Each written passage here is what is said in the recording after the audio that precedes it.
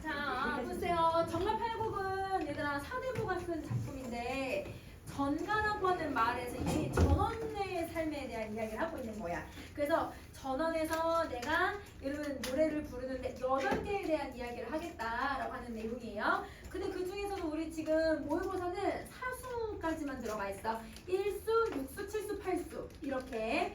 자, 여러분 1수는 항상 연시조의 제일 첫 번째 수는 여러분 전체 내용을 아우르는 내용이 들어간다고 생각해 주시면 돼요. 그래서 여기 원풍이란 말 나오잖아. 이게 이 글의 가장 핵심 주제야. 여러분 풍년을 원한다.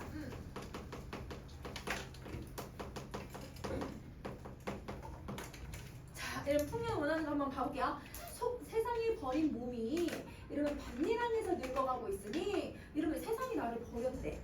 그러면 세상이 버렸다는 건 여러분 세상이 나를 버리는 게 아니잖아. 내가 세상을 버리는 게 맞지. 그래서 속세를 떠난 화자의 처지를 오히려 반대로 세상이 나를 버렸다라고 설명을 하는 거야.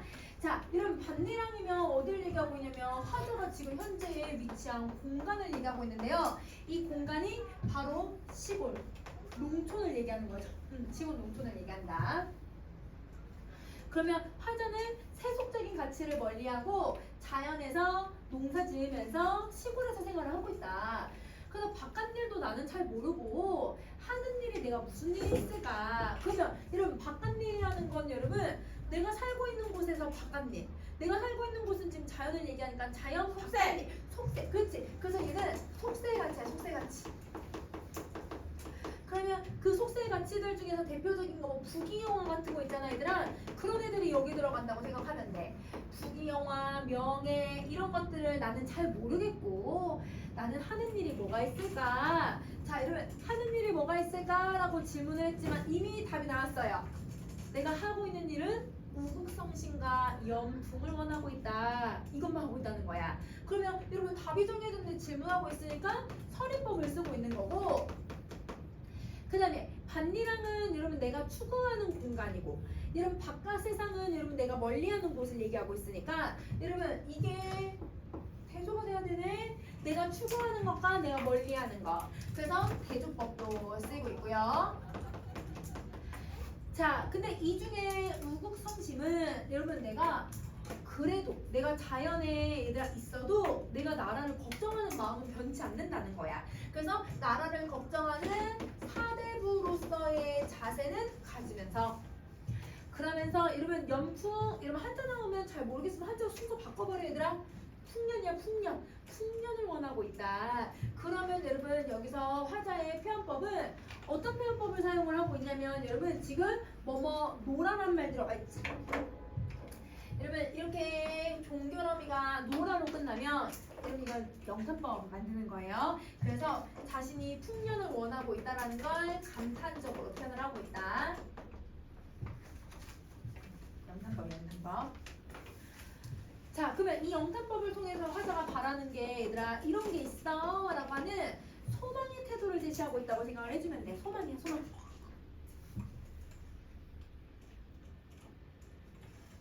그냥 여러분 이 사람 그러면 뭐 거창한 거 바래요 여러분? 아니죠. 그냥 농사 짓는 사람이면 누구나 바라는 걸 바라면서 소박하게 살아가고 있다는 거야. 자, 그 다음에 여러분 우리 육수를 보자. 여러분 육수에 글자 뭐라고 적혀져 있어?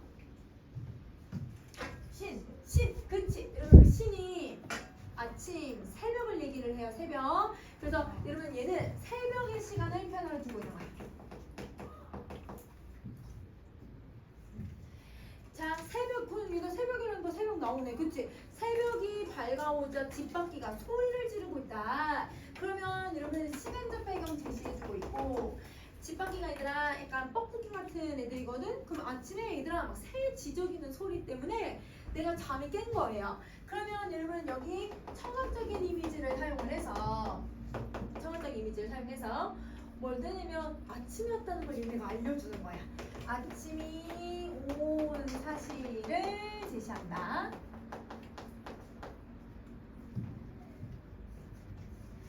자, 그래서 아침 왔다는 걸 알려주니까 일어나거라 라고 얘기하는 거야. 그럼 여러분 일어나거라 할 때 얘들아 여기 뭐뭐 하거라 이런 게 무슨 영어이에요? 명령. 그렇지. 여러분 명령 영어미를 딱 사용해서 아이들아 이름 부르네. 이름 부르는 거 무슨 병법 들어가야 돼?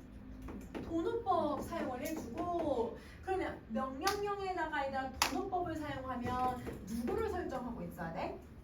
청자. 그렇지. 그래서 여러분 청자를 설정해서 우리 밥 보러 가자.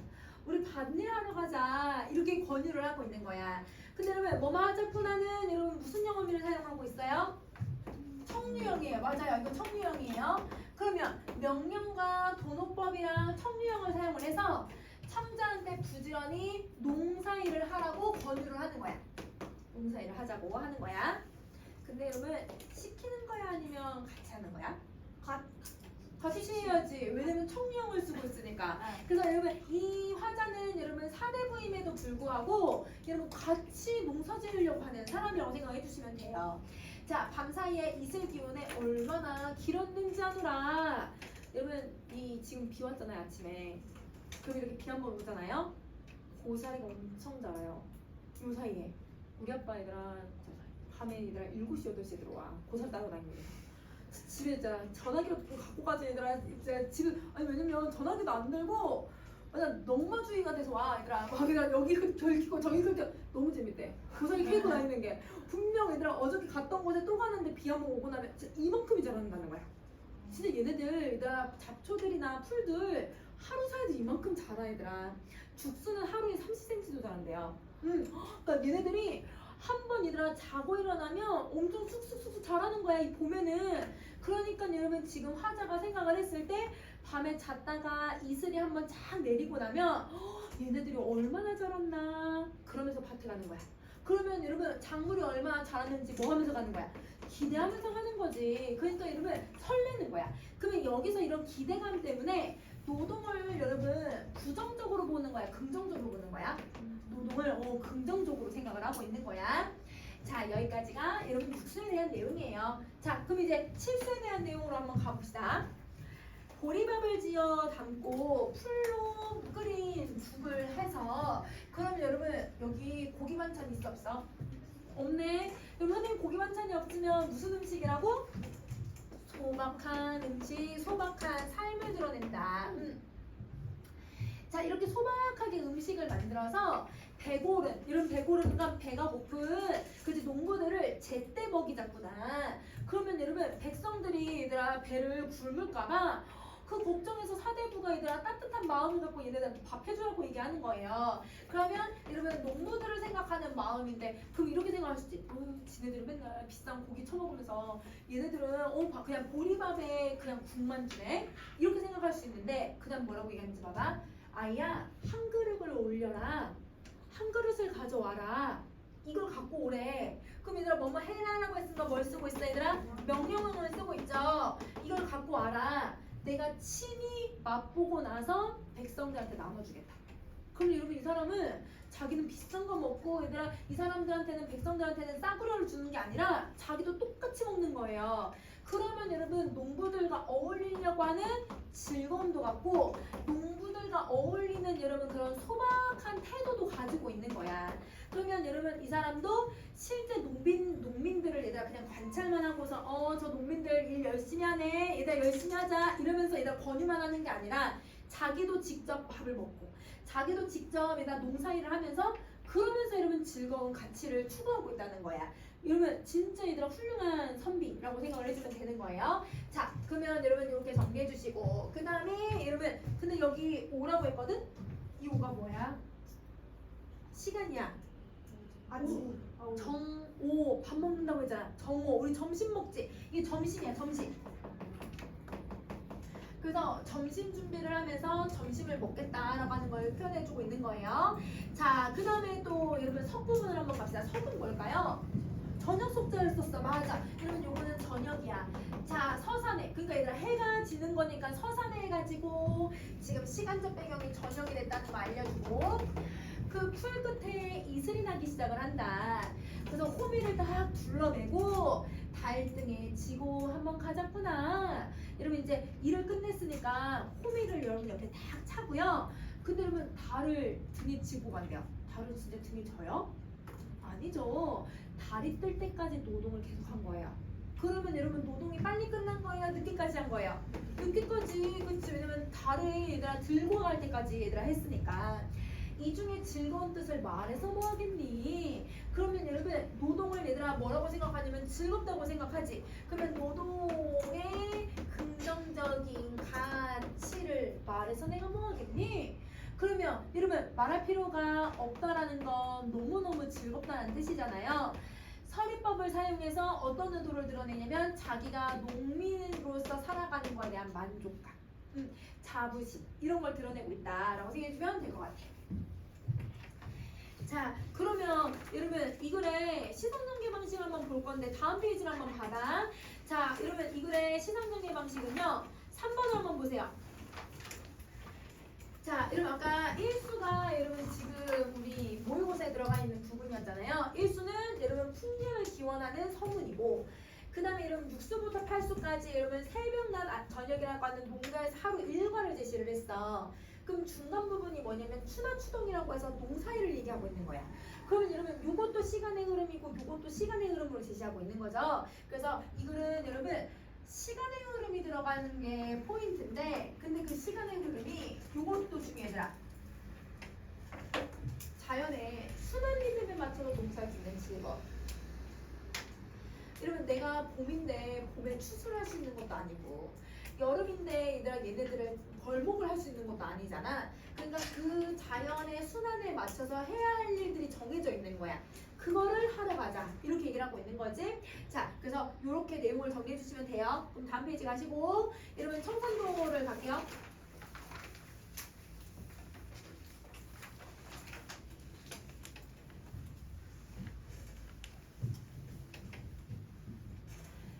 자, 여러분 이게 시대적 배경이 언제냐면 여러분 광복 이후라고 생각하시면 되거든요. 우리가 광복이 되니까 되게 좋아요. 왜냐면 즐거운이나 광복이 왔잖아요. 행복한 순간이 왔잖아요.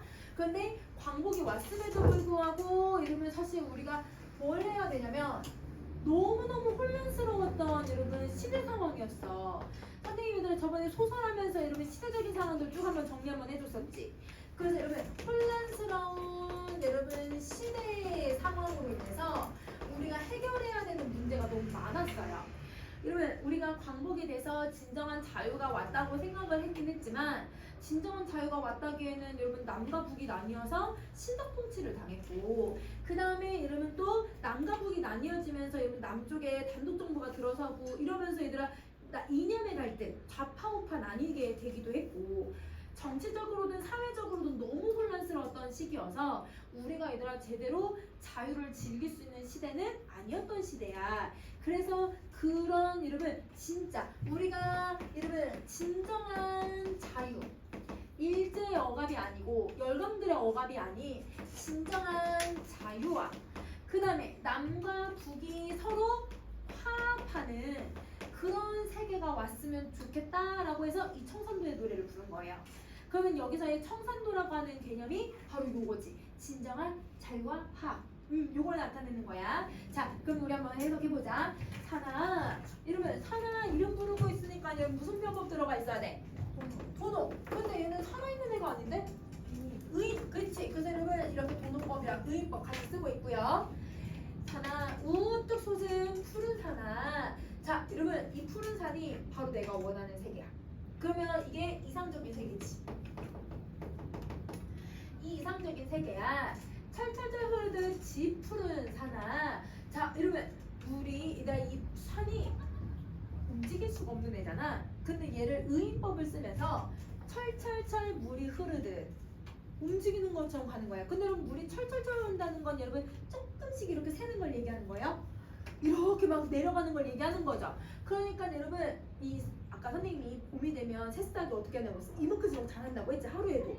이런 벚꽃 분명 저번 주에 졌거든. 근데 벌써 벚꽃나무들 이렇게 무성해진 거 한번 봐봐. 일주일 사이에 얘네들 엄청 자랐어. 그러면 여러분 그렇게 자라는 모습이 이렇게 변화가 너무 크니까 그걸 역동적인 이미지로 표현을 하는 거예요. 그래서 여러분 역동적인 이미지를 사용을 해서 이러면 무슨 표현법도 쓰냐면 뭐뭐 하듯이라고 해서 비유법을 사용을 하고 있지. 그래서 역동적 이미지와 비유법을 통해서 이러면 이 산에 갖고 있는 생명력 이걸 드러내고 있다고 생각해주면 돼. 그래서 산이 가지고 있는 생명력, 산이 지니고 있는 여러분 아름다운 가치들 이런 걸 드러내고 있다.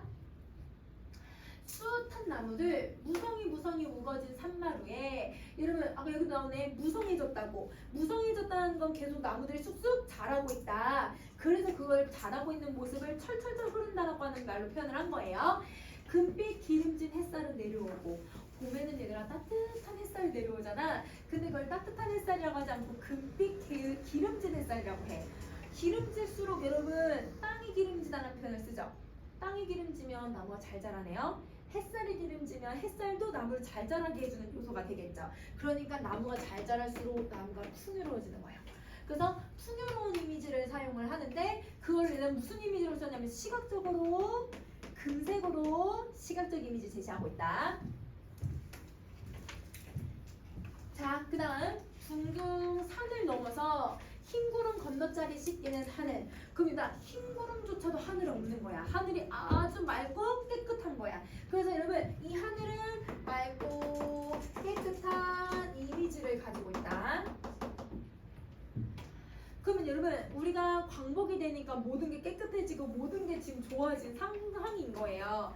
산이 얘들아 지금 나무가 자라고 하늘이 얘들아 깨끗해진 건 광복이 되어서라고 생각을 해주면 돼. 그러면 여러분 여기까지는 여러분 우리가 광복이 되어서 나타나고 있는 이미지라고 생각해주면 되는데 근데 광복 이후에 얘들아 우리가 계속 좋았던 순간만 있었던 게 아니라고 했었지? 여러분 광복 후에 어떤 상황도 있었다고? 너무 혼란스러웠던 그치 혼란스러웠던 시대가 있었다. 그래서 사슴도 안 와. 바람도 안 불어. 너머골 골짜기에서는 뻐꾸기가 뻐꾸 구슬프게 계속 울고 있어.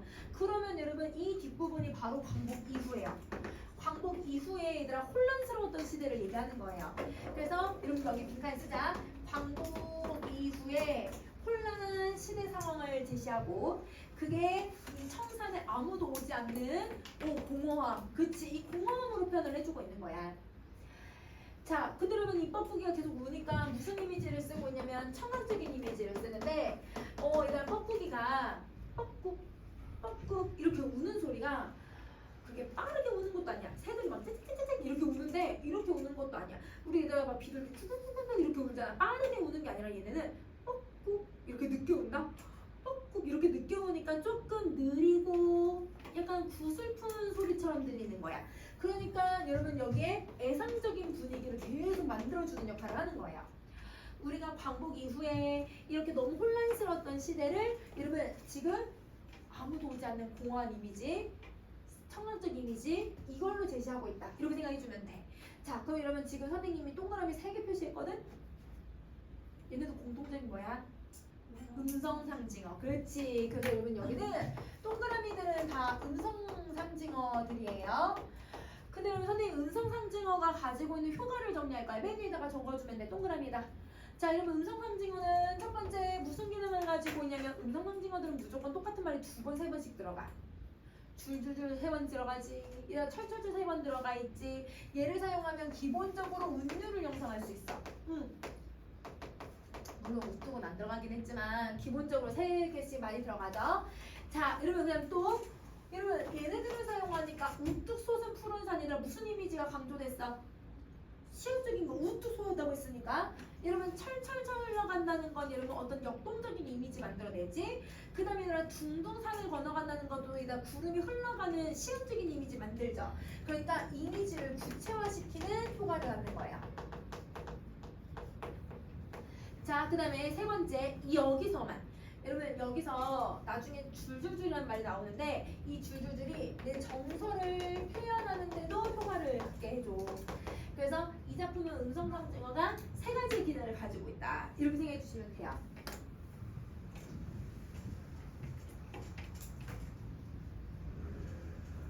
그 다음 거 가자. 산아, 푸른 산아, 네 가슴에 여러분 네 가슴이니까 여러분 청산 계속 처음부터 끝까지 의의가 계속 시켜주고 있어. 자, 네 가슴 향기로운 풀밭에 내가 엎드리면 이런 무슨 이미지 써요? 후가 그쵸? 이거 엎드리면 나는 가슴이 울어라. 왜냐면 여러분 내가 바라는 이상세계에 왔으니까 그 이상세계에 와서 너무너무 좋아야 되는데 완전한 이상세계야 얘들아.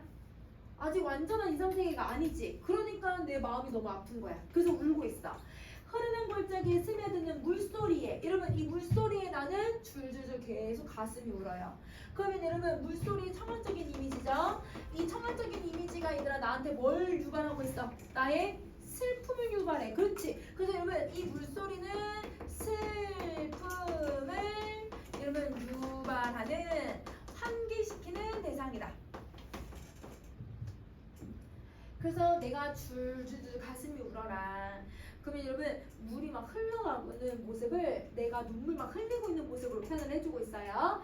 아득히 가버린 건 잊어버린 하늘과 아르나는 오지 않는 보고 싶은 하늘에. 자 이러면 이 하늘을 내가 보고 싶은데 아직 이 하늘이 다 오지 않았다고 생각을 하는 거야. 그럼 보고 싶은 하늘은 내가 바라는 평화로운 세계. 내가 말하는 말 계속 바꿀게. 이상적인 세계가 맞아. 근데 그걸 조금 말을 계속 바꿀게요. 평화로운 세계고 어찌면 만나도질 보리 고운 사람이 나 혼자 그리워라 가슴으로 그리워해라. 그러면 이러면 만나볼 보리 고운 사람은 만나게 될지도 모르는 화자가 기다리는 가장 궁극적인 여러분 이상세계인데 이상세계라고 해도 돼요. 그래서 계속 말을 바꾼다고 했으니까 화합의 세계. 내가 남과북이 화합을 하고 그런 이상적인 세계가 왔으면 좋겠다. 이렇게 얘기를 하고 있는 거야. 가슴으로 그리워라. 근데 여러분 봐봐. 이런 여러분 그 청산이나 아니면 보리 고운 사람이 진짜 내 옆에 와 있다면 내가 굳이 그리워할 필요가 있어 없어?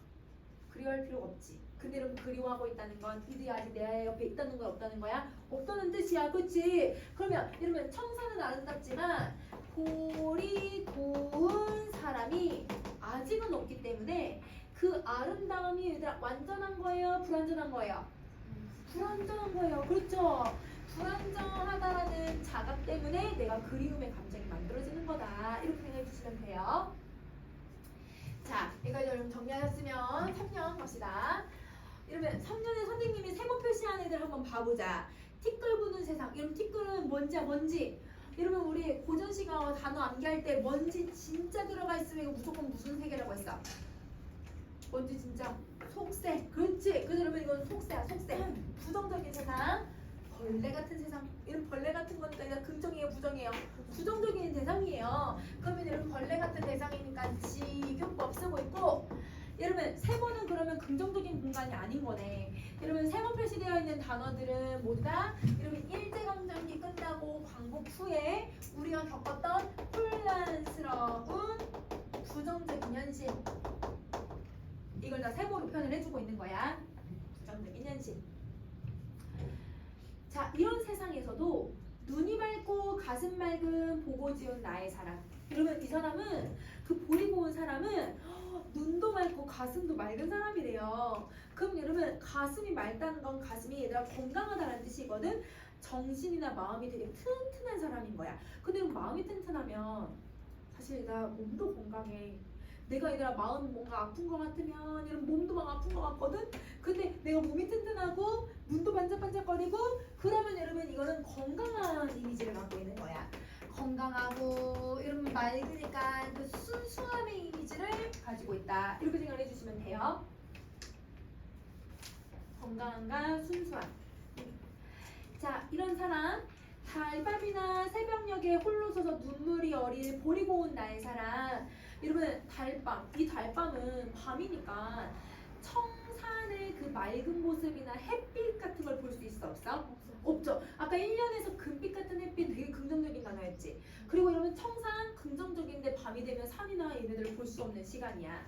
그러니까 이게 다 부정적인 시간들. 자 그래서 달 가고 밤이 가고 눈물도 가면 그럼 여러분 얘네들 쭉 부정적인 애들 열거의 쪽으로 보이네. 열거법. 튀어올 밝은 하늘 아침 밝은 하늘 빛난 아침. 그럼 이거는 화자가 지향하는 세계죠. 그럼 여러분 자 내가 지향하는 세계는 무슨 걸로 표현했냐면 어둠의 이미지로 표현했어요? 밝음의 이미지로 표현했어요? 밝음, 그렇지. 그런데 여러분 우리 이 세모 표시는 부정적인 애인데 얘는 밝음의 이미지야, 어둠의 이미지야? 어둠, 그렇지. 그러면 여러분 이 어둠의 이미지하고 밝음의 이미지는 뭐가 될 수밖에 없어? 대조될 수밖에 없지. 그래서 여기는 대조법을 두드러지게 사용을 해야 된다. 명암의 대비를 쓰고 있다고 생각해 주시면 돼요. 자, 향기로운 이슬과 푸른 언덕을 통통히 달려도와줄 보리 고운 나의 사랑. 자, 여러분 그 사람은요. 여러분 나에 달려올 때 어떻게 달려온대요? 통통통통 달려온대요. 여러분 통통통은 천천히 해요? 빠르게요? 빠르게요. 왜냐면 여러분 내가 뛰어올 때 걸어온다고 하지 않고 달려와 준다고들 얘기하는데 달려오는데 통통통은 발을 계속 빨리 움직이는 거야. 이렇게.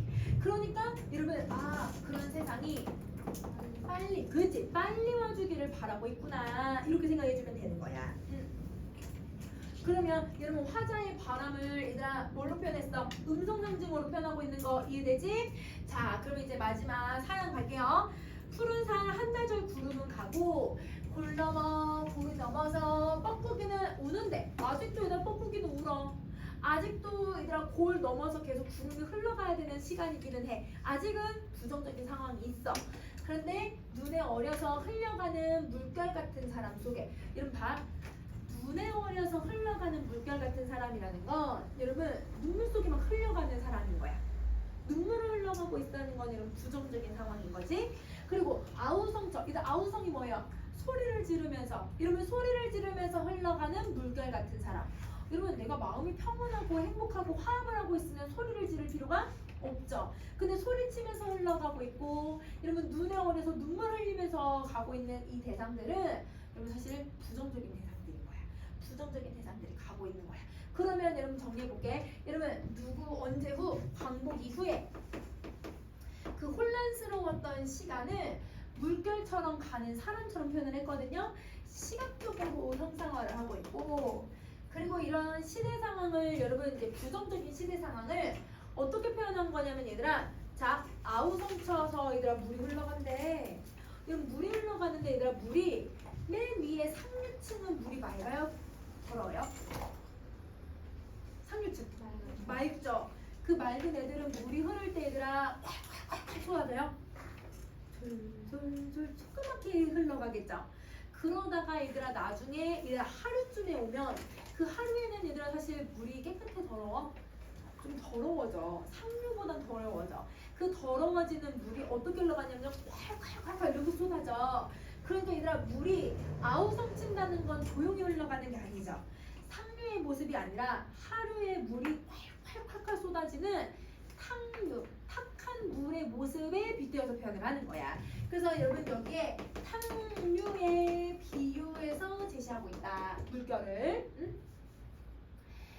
그런데 그런 속에서도 얘들아 부정적인 상황에서도 이런 탕류처럼 나쁜 상황 속에서도 나는 그리워하노라 나는 그리워하노라 혼자서 철도 없이 나는 너만 그리워할 거래요. 그러면 여러분 그리워한다라고 하는 걸 계속 뭐 해요 여러분? 반복을 쓰고 있잖아요. 그러면 이 반복을 쓰는 건 나는 어떤 순간이 오더라도 긍정적인 순간이 올 거라는 걸 확실히 믿고 그 확신을 믿으면서 나는 의지를 드러내겠다. 그래서 확고한 의지. 그 다음에 얘들아 이 긍정적인 미래가 도래할 것을 여러분 믿어요 안 믿어요? 믿죠. 왜냐면 너를 그리워한다는 건 언젠가 올 거라고 생각을 하는 거니까. 그래서 긍정적인 순간이 올 거라는 걸 믿는다. 이렇게 정리해주면 될 것 같아. 그러면 여러분 이 청산도에서 여러분 우리 시상 전개 방식 생각을 해보면 대비네. 대비를 쓰고 있다. 이런 명암의 대비도 있고 반대되는 단어들을 많이 쓰면서 주제를 드러내고 있어요.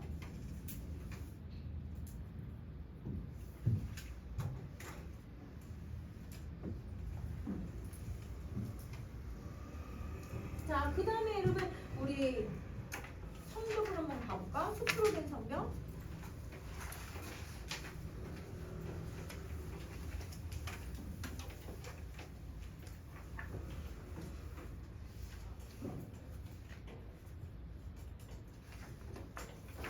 자, 여러분 숲으로 된 성경이라고 하면 여러분 지금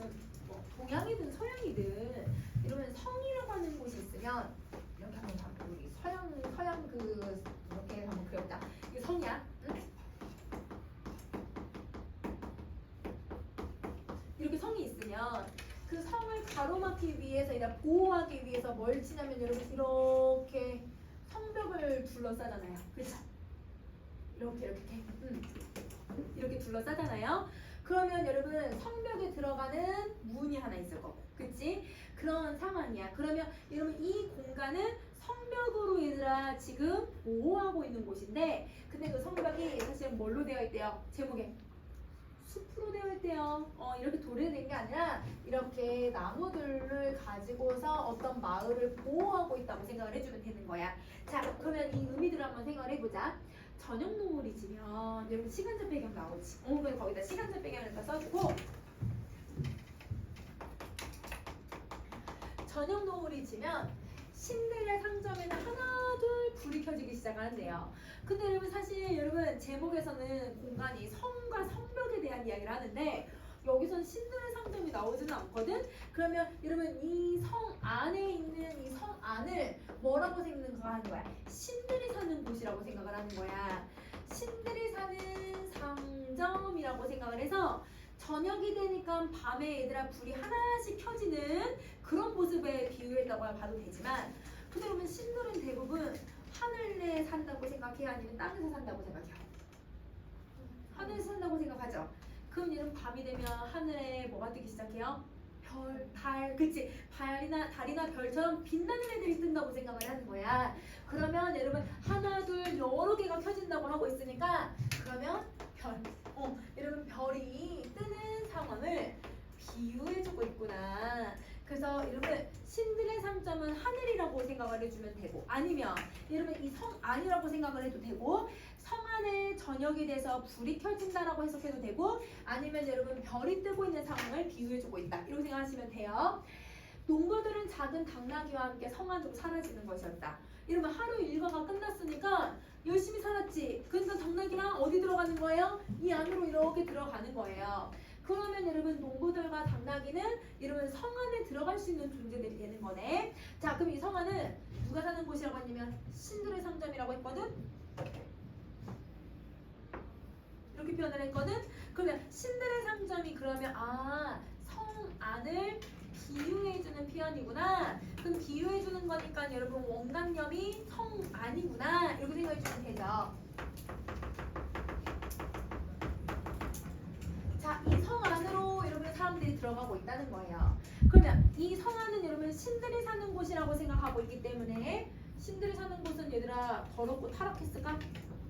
순수하고 여러분 이상적인 공간이라고 생각을 하는 거야. 그래서 순수하고 이상적인 세계의 속성을 띠는 공간이 바로 신들의 상점.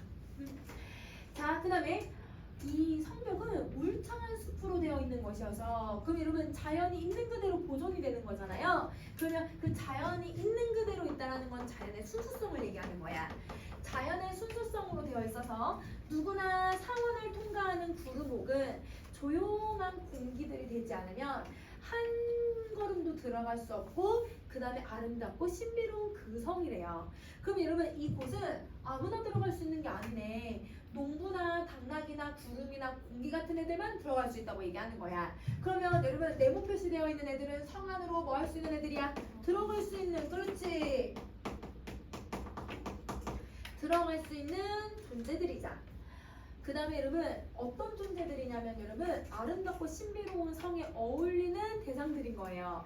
그래서 아름다운 사람들만 들어갈 수 있어요.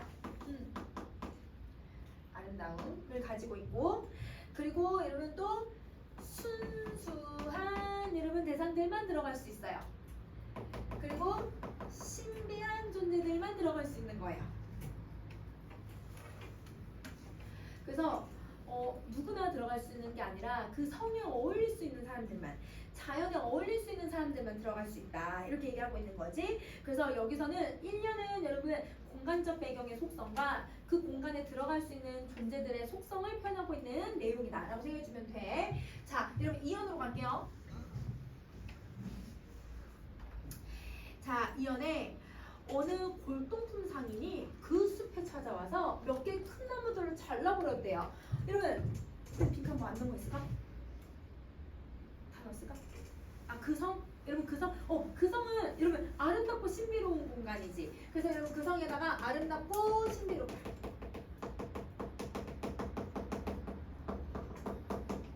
이렇게 정리해주면 돼. 아름답고 신비.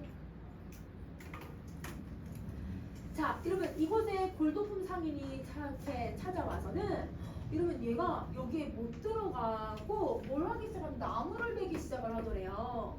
근데 아까 나무는 자연이 갖고 있는 순수한 모습이었거든? 근데 그 순수한 걸 얘들아 의도적으로 잘라버리고 있다는 건 그 순수성을 파괴하고 있는 거잖아. 그러면 여러분 얘는 어떤 존재냐면 자연을 훼손하는 애야. 자연을 훼손하니까 자연을 파괴하고 있는 행위를 하고 있는 거예요. 자, 그러니까 얘들아 얘는 부정적인 행동을 하고 있는 거잖아. 그래서 그곳에는 점점점점점점 여러분 무슨 편법을 써? 생략. 그렇지, 우리 배웠던 생략법을 다 사용하고 그 생략법을 통해서 얘들아 뭘 드러내려고 하고 있냐면 여운을 만드는 거예요. 자, 여러분 여운을 만드는 것도 있지만 여러분 이 글에서는 어떤 효과를 얻고 있냐면 그 뒤에 무슨 말이 나오냐면 아무도 없다는 말이 나오지. 아무도 없다라고 하는 걸 강조해버리는 거야. 자연을 훼손하면 여러분 그 신비로운 공간이 사라질 수 있다는 걸 표현을 하고 있는 거야. 그래서 뒤에 나와 있는 구절을 강조하기 위해서 쓰고 있다. 자, 그가 본 건 쓰러진 나무들 뿐. 잠시 후 그는 그 공터를 떠났다. 여러분 여기가 다 공터가 됐나 봐. 그러면 여러분 여기 성벽이 사라지니까 여기 있던 신들의 상점이 어떻게 된 거예요? 사라져 버린 거예요. 왜냐면 신들이 사는 곳이니까 눈에 안 보일 수 있는 거지, 그치? 그러면 이러면 이 공터는 자연이 가지고 있는 그 순수성이 뭐가 된 곳이냐면 상실단, 이러면 상실한 순수성을 상실한 공간이 돼버린다. 자, 농부들은 아직도 그 평화로운 성에 살고 있어. 그럼 여러분 성이 없어진 거는 아니야. 성은 있어. 이러면 성벽이 무너졌을 뿐이지 성은 있어. 근데 그 성이 얘들아 골도품 상인에게 보이는 거예요? 안 보이는 거예요? 안 보이는 거예요. 자연을 훼손하면 여러분 이 아름다운 공간에 절대 갈 수 없다라고 얘기하고 있는 내용인 거야. 자, 물론 그 작은 당나귀들도 역시 그곳에 있어. 그러면 여러분 역시라는 건 여러분 서술어가 아니죠. 역시는 여러분 부사어거든요. 서술어로 종결하지 않아서 여러분 이 작품의 여운을 만드는 거예요. 아, 자연을 훼손했다가는 이런 꼴이 날 수 있겠구나. 이렇게 얘기를 하고 있는 작품인 거야. 그러면 여기서도 얘들아 뭘 하고 있냐면 여러분 아까 위에 있던 여러분 네모친 얘들아 대상들, 얘네들은 순수한 존재들이잖아. 근데 얘네들하고 선생님이 세모 표시한 골동품 상인을 한번 비교를 해보면 순수하고 훼손하고 있는 대상들이니까 뭐가 돼야 되더라? 대조 대비가 일어나야 돼. 그럼 여러분 시상정리 방식에 뭐라고 써주면 돼? 대비, 그치? 대조 대비라고 써주시면 돼요. 그러면 여러분 여기서도 이 글에 대한 내용은 순수성을 가지고 있는 대상들에 대한 인지, 자연을 맘대로 훼손해서는 안 된다라고 하는 부정적인 비판을 하고 있는 작품이구나 라고 생각해 주면 될 것 같아. 여러분 잠깐 우리 쉬는 시간 하고 그리고 이어서 한번 해보자. 라고 하는 단어가 어디에서 온 말이냐면 지오지라고 하는 단어에서 온 말이야. 그래서 여러분 지오지가 무슨 뜻이냐면 멈출 곳에 멈춘다.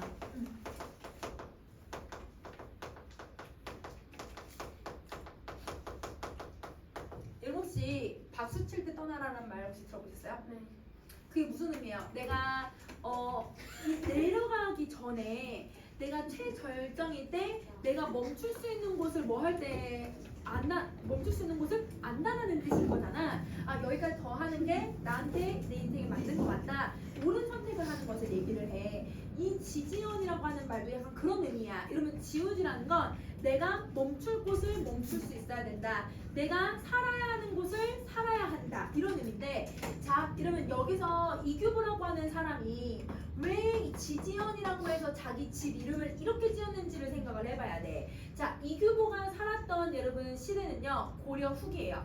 그래서 여러분 이 고려 후기에 여러분 무신 정권이 엄청 심하던 시기야. 그래서 여러분 무신 정권기가 오래 얘들아 집권하던 시기다 보니까 누가 핍박을 받을 수밖에 없냐면 문신들이 핍박을 받는 거예요. 그래서 이 당시 얘들아 권력을 가지고 있는 애들은 무신이지, 무신. 그러면 이 무신들은 여러분 권력을 여러분 가지고 있는 사람들이잖아. 권력의 중심이다 보니까 이규보는 문신이었거든. 그러면 이규보가 여러분 이 무신들 속에 들어가서 내가 얘네들처럼 살아야지라고 하면 여러분 그게 잘 어울릴 수 있었을까요? 어울리기 힘들었을 거예요. 왜냐면 여러분 이 사람은 정말 청렴결백 같은 그런 사람이긴 하거든.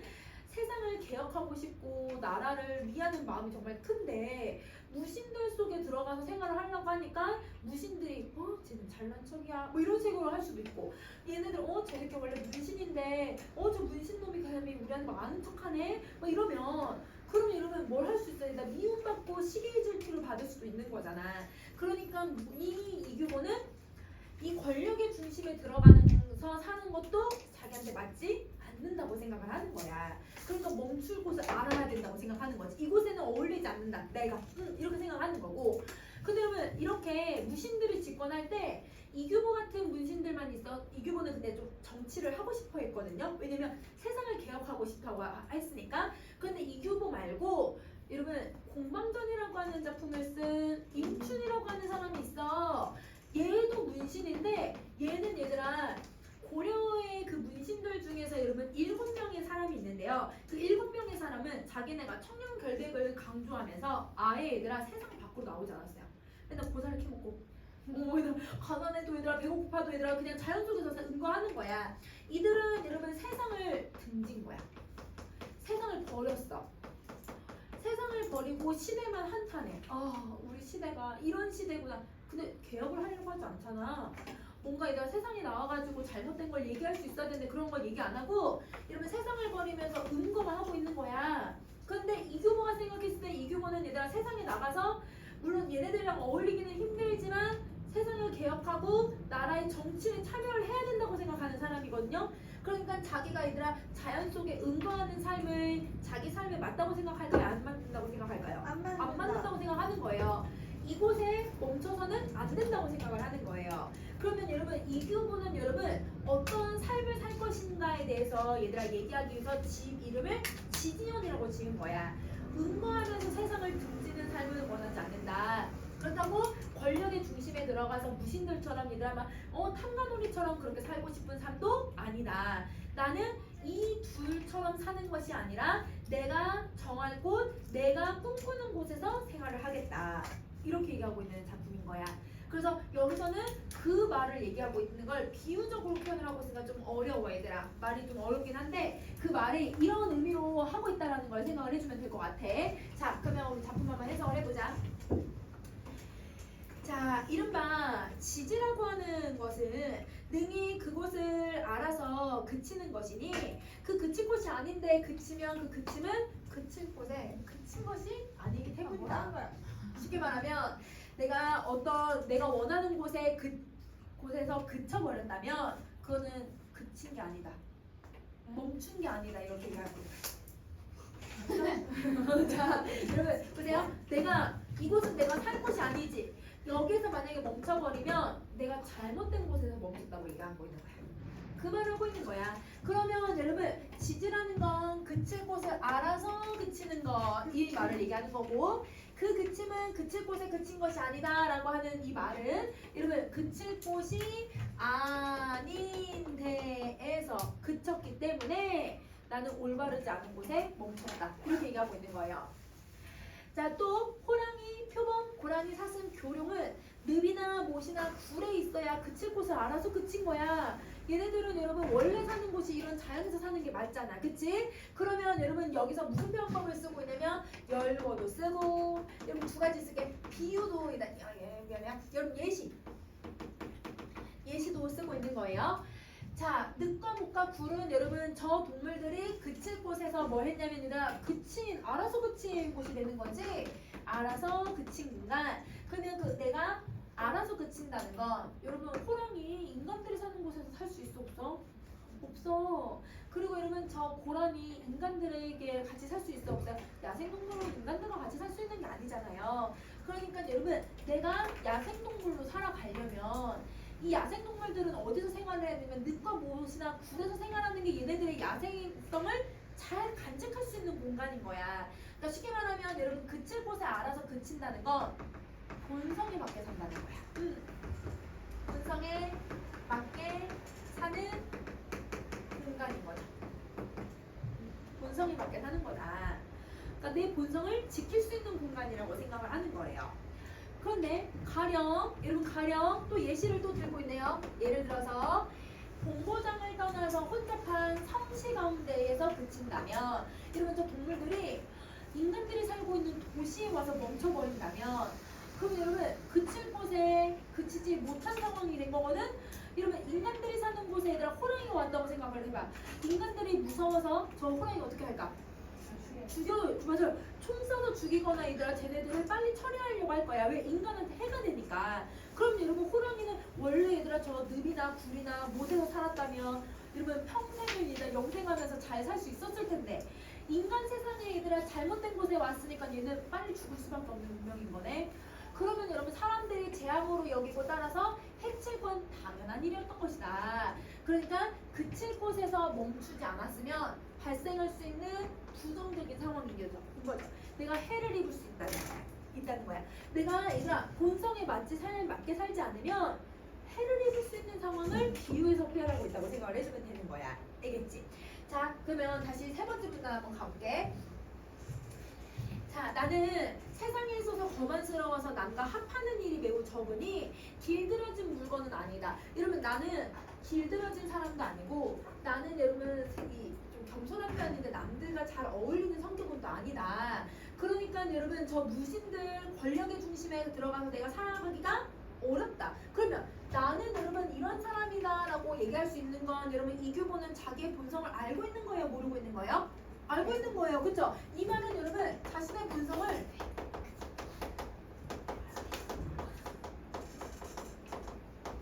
알고 있는 거예요.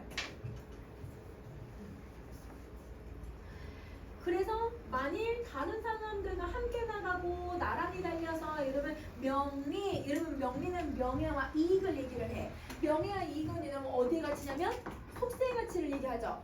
속세의 가치의 지경에 이르게 된다면, 이러면 나는 다른 사람들과 어울려서 살아야 되는 상황이잖아요. 그럼 이런 상황은 나는 아까 내 본성에 맞다 안 맞다? 안 맞는다고 얘기했어. 그럼 내가 그칠 곳에서 그친 거야? 그칠 곳에서 못 그친 거야? 못 그친 거. 그렇지, 못 그친 걸 얘기하는 거야.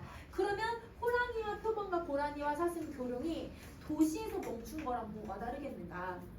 그러니까 얘네들이 도시에 와서 동물들이 도시에 오면 해가 입혀서 얘네들 죽을 수도 있는 것처럼, 나도 이러면 속세 가치를 추구해가지고 사람들과 경쟁하고 사람들과 싸우고 사람들과 이해다툼을 하면서 얘들아 도시에서 생활하는 게 내 본성에 맞지는 않는다. 이거 얘기하고 있는 거야. 그러면 여러분 여기서 서리법. 서리법을 통해서 두 개를 비교를 해버리는 거지. 이건 내가 내 그칠 곳을 구해서 그치는 것이다. 그렇지 않으면 사람들이 재앙으로 여기고 따라서 해치는 사람들이 많을 것이다. 이렇게 봐보세요. 아까 만약에 이규보가 자기가 얘들아 무신들처럼 탕간오리가 돼가지고 자기가 얘들아 막 권력의 중심에 막 됐어. 그러면 여러분 그 권력의 중심을 사람들이 가만히 내버려두고 얘들아 권력의 중심에 있는 사람들은 대부분 또 다른 얘들아 누가 나와? 경쟁자가 나와가지고 또 쳐버리지. 이러면 이 권력이라고 하는 게 얘들아 영원한 게 아니잖아요. 돈이라는 게 영원한 게 아니잖아요. 그러니까 내가 돈과 권력을 갖고 있으면 이걸 탐내는 사람이 누군가가 있을 거라는 거야. 그러니까 자기는 해를 입을 건데 왜 내가 거기서 생활을 하냐, 이걸 얘기하고 있는 거야. 자, 이렇게 했더니 어떤 사람이 말을 하기를, 자 여러분 어떤 사람이 뭐라고 얘기하는지 한번 봐봐. 자네 말과 같이 한다면, 자네처럼 말을 한다면, 너가 도시에서 살기 어렵다고 한다면, 그러면 산림이나 궁곡에 처해서 다른 사람들과 복잡하게 한 곳에 있지 않은 다음에 그 곳에서 그쳤다고 할 수 있는 것이다. 이제 자네가 그친 곳은 곧 도시의 한가운데인데 오히려 그칠 곳에 그쳤다고 해가지고 호랑이나 표범이나 고라니 사슴이나 교룡이 능모굴에 처하는 것을 비유하는 이유가 뭐니? 자, 여러분 여기서 질문한 게 두 가지야. 자, 여러분 어떤 이가 뭘 하고 있냐면, 여러분 나한테 질문을 던진 거예요. 자, 여러분 어떤 질문을 던졌냐면, 첫 번째, 네가 살아야 되는 곳은 산림이나 궁궐 아니야? 네가 도시가 싫다고 하니까 너는 그러면 저렇게 은거하는 곳에서 살아야 되지 않아? 사람들이 동물들이 별로 없는 곳에서 너가 살아야 되는 거 아니야? 이렇게 물어본 거야. 이게 첫 번째 질문이야. 그리고 여러분 두 번째 질문은 아니 너는 왜 호랑이하고 표범하고 교룡이나 이런 애들이랑 비교를 해? 이게 두 번째 질문이야. 그래서 여러분 이규보가 옆에 이러면 있는 공간이 동물들이 성시에 있는 것에 대한 왜 똑같은 말이야? 그에 대한 의문점인 거예요. 그래서 기본적으로 왜 너는 산림에서 살려고 하지 않니? 네가 원하는 곳은 그러면 산림이야? 이거 첫 번째. 그 다음에 두 번째는 왜 너가 동물들이 성시에 있는 거랑 똑같아? 이렇게 두 번째 질문한 거야. 두 질문을 한 거야. 그러면 그 두 질문에 대해서 여러분 내가 답변을 하기를 벌레와 짐승이 늑과 몰이나 구레를 처하는 것과 처한다는 건 여러분 살고 있다라는 뜻이에요. 여기서 처하다는 살고 있다. 자, 벌레와 짐승이 늑과 못이나 굴에 살고 있는 것과 사람이 성시에 처하고 있는 것, 살고 있는 것 역시 각각 그 그침이 떳떳한 것이다. 이러면 떳떳한 건 당연한 것이다. 가령 예를 들어서 사람이 늑과 못에 엎드리고 굴에 들어간다고 한다면 그러면 여러분 저 안에 뭐가 있을 줄 알고? 늑 안에, 못 안에, 굴 안에 누가 있을 줄 알고 사람이 거기를 들어가? 거기에 들어가면 막 박쥐가 있을 수도 있고 뱀이 있을 수도 있고 아니면 여러분 이렇게 호랑이나 표범 이런 애들이 있을 수도 있잖아.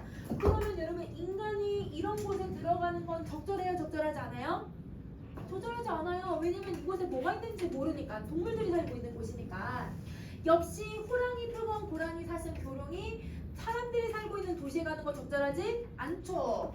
그래서 독충이나 맹수 또한 재앙으로 여기고 때를 지어서 인간들을 해칠 것이다. 그래서 여러분 이런 예시를 드는 이유는 각 여러분 이 본성에 맞는 장소에 어울려야 함을 여러분 얘기하고 있는 거다라고 생각을 해주면 돼.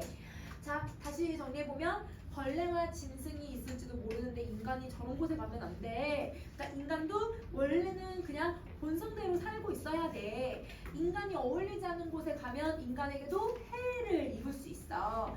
동물도 마찬가지야. 그래서 내가 얘네들이랑 비교한 거는 동물들이나 인간이랑 똑같아. 본성대로 살아야 해. 이것 때문에 비교를 했다. 이게 두 번째 질문에 대한 답변이죠.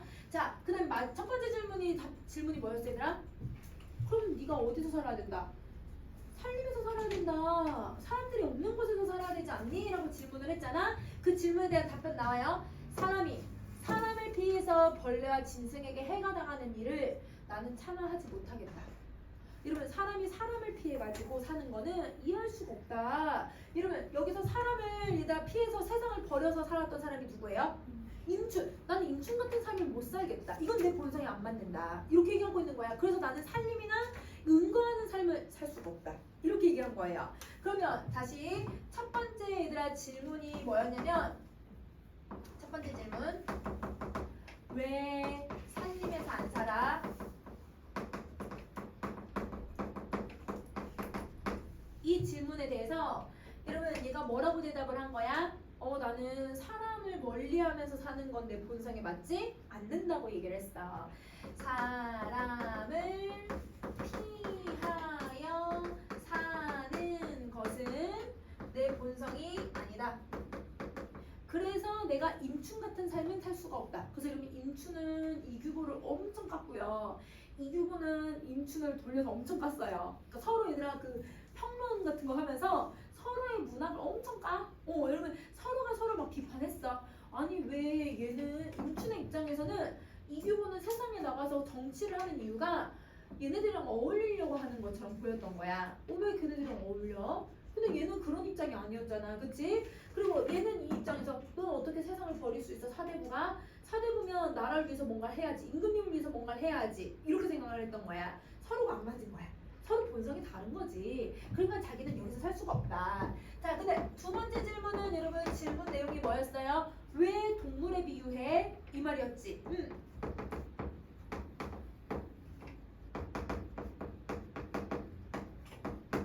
이런 질문이었는데 이 질문에 대해서 여러분 이규보는 뭐라고 대답했어요 얘들아?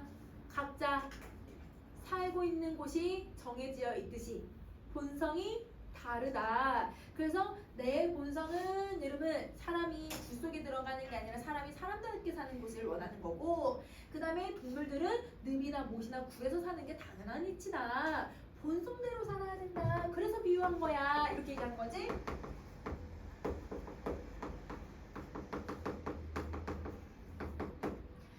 본성대로 살아야 되니까이라고 하는 이 말을 여러분 이제 비유에 대해서 이렇게 내용을 쓰고 있다. 이렇게 생각해주면 돼요. 그래서 여기서 얘들아 질문하고 답하는 모습은 이런 내용을 가지고 있다고 생각해주시면 돼요. 그러면 여러분 이 글은 무슨 구조를 갖고 있어야 돼? 문답. 그렇지. 문답 구조 가지고 있어야 돼.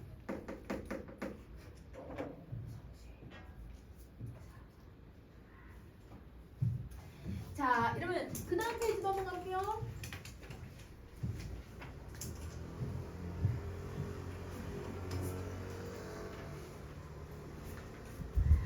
자, 또 사람이 사람을 꺼리어서 해치기를 꾀하는 건, 여러분 사람이 제일 무서워 얘들아. 그치? 사람이 사람을 죽이기도 하고 사람이 사람을 해하기도 하고 사람들이 제일 무서운데, 사람들이 도대체 왜 해할까? 왜 다른 사람들을 해할까? 성씨가 좁아서 같이 사는 것에 은거해서 사람들이 사람을 미워하고 해치는 게 아니라 그걸 구하는 것과 이익을 다투기 때문이래요. 여러분 도시에서 왜 사람들이 맨날 치고받고 싸울까? 왜 경쟁해서 서로 미워하고 사람 죽이고 이렇게 할까? 그 이유는 도시에서 사람들이 이익을 다투고 있기 때문이라고 생각해. 그럼 여러분 우리 고전 시간은 대부분 사대부들이 얘들아 왜 얘들아 속세를 싫어하냐면, 속세는 부귀영화가 있고 명예가 있고 관직이 있으니까 그게 얘들아 유한한 가치예요, 무한한 가치예요? 유한. 그치? 유한한 가치니까 그거 맨날 사람들이 뭐해? 치고받고 싸우는 거야. 여러분 당시 조선시대 때 사대부들은 여러분 분당 때문에 맨날 치고받고 싸웠잖아. 근데 얘들아 지금도 보면 국회의원 가면 얘들아 국회에서 맨날 얘들아 국회의원들이 뭐 하고 있어요? 역사적 보도나 유튜브에서 주목제 하고 있잖아요. 그러면 여러분 권력이라고 하는 것은 누군가가 얘들아 이런 권력이나 명예 같은 건 여러분 사람들이 가지려고 싸우려고 하는 사람들이 너무 많다는 거야. 그것 때문에 서로를 해치는 것뿐이지 도시가 좁아서 도시가 나쁘다고 하는 게 아니라는 거야. 그러면 여러분 사람이 사람을 해치는 이유는 여러분 이런 이익을 다투고 있기 때문이다. 이익 다툼 때문인 거야. 진실로 사람들과 다투지 아니하여 비록 대낮에 내 상자를 훔쳐가는 사람이 있다고 하더라도 피하고 보지 않는다면, 사람이 성시에 처하는 것, 성시에서 사는 것을 또한 호랑이와 표범과 고라니와 사슴과 교룡이 늪목 굴에 처하는 거랑 사는 거랑 똑같은 거라서 누가 해칠 사람이 있겠니? 그러면 여러분 성시에서도 얘들아 살아도 돼요. 성시에서 사람들이 살아도 돼요. 대신 사람들이 어떤 태도를 가지고 있어야 되냐면, 누가 내 걸 훔쳐가도 그걸 여러분 탓하지 않고, 누가 얘들아 나를 해하더라도 내가 그거를 여러분 다른 사람들한테 또 해를 가하지 않으면, 욕심만 안 부리면 괜찮다는 거야. 그러면 여러분 해를 입지 않는 삶을 살고자 하는 사람들이 있는데, 이런 삶은 어떤 태도냐면, 이런 태도가 있으면 여러분 성식, 해를 얘들아 입히지 않으려고 하고 해를 얘들아 받지 않으려고 한다면, 그러면 성시에서도 사람들이 머물러도 됩니다. 그러면 여러분 지금 이 무신들이 살고 있는 곳이 약간 성시 같은 곳이잖아. 이곳이 얘들아 성시여서 나쁘다는 게 아니야. 무신들이 얘들아 권력의 서로의 중심이 되려고 맨날 치고받고 싸우고 있잖아요. 그 치고받고 싸우는 게 문제다. 서로 욕심 부리는 게 문제다. 그것만 없으면 여기서 살아도 돼. 이렇게 얘기하고 있는 거야. 우리 얘들은 도시에 살고 있다고 해서 우리가 나쁜 짓 하고 있는 게 아니잖아. 도시에 살고 싶다고 우리가 적응 못하는 게 아니잖아요. 우리가 도시에 살고 있어도 우리가 서로 공동체 삶을 추구하고 서로 얘들아 이해해주고 존중하고 남한테 얘들아 해만 안 끼치면 우리 여러분 도시에서 살아도 되잖아. 그 말을 얘기하는 거야. 어디에서 사는 것도 중요하다. 본성대로 사는 게 중요하다. 이거랑 도시가 나쁜 게 아니라 도시에서도 해를 끼치지 않으면 우린 살아도 된다. 이걸 얘기하고 싶은 거야. 그럼 얘기하고 싶은 게 두 가지인 거지. 본성대로 살아라. 남들한테 해를 끼쳐라 말아라. 끼치지 말아라. 이거 두 가지 얘기하고 있다고 생각하면 돼.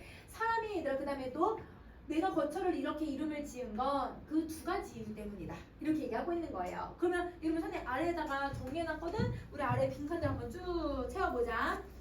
이런 혼탁한 사회에서 자신의 얘들아 이익만을 추구하는 사람들에게 경계하기 위해서 쓴 작품. 아까 선생님이 얘기했던 두 번째 이유. 사람이 사람을 피해서 여러분 어디에 가서 사는 거? 자연 속에 막 얘들아 이 은밀하게 고독하게 사는 건 본성에 맞는 길이 아니라고 생각을 해. 이러면 왜냐면 이규보는 누구를 별로 안 좋아했으니까? 인충 같은 사람 별로 안 좋아했으니까. 그래서 사람들 가운데에서도 여러분 욕심 없이 살아가게 된다면 그러면 그것이 인간의 얘들아 본성과 인간의 도리에 맞는 길이기 때문에 이때는 어디서든 살아도 된다. 그러니까 욕심 없이 살아라. 이걸 얘기하는 거죠. 그러니까 즉 무신들한테 너네 그렇게 욕심 부렸다가 큰 코 다쳐. 그러니까 니네들을 얘들아 무찌르려고 또 다른 무신 세력들이 나오고 또 무신 세력들이 나오잖아. 절대 욕심 부리지 말자. 이거 얘기하는 거고 즉 궁벽한 살림에서 머물면서 여러분 내가 은둔하면서 살아가는 것을 원해요 안 원해요? 이런 것도 원하지 않는다라는 걸 강조하고 있는 글이다라고 생각해주면 되는 거야. 알겠지? 자 그러면 여러분 11쪽으로 가서 점경이라고 하는 글을 한번 가볼게요.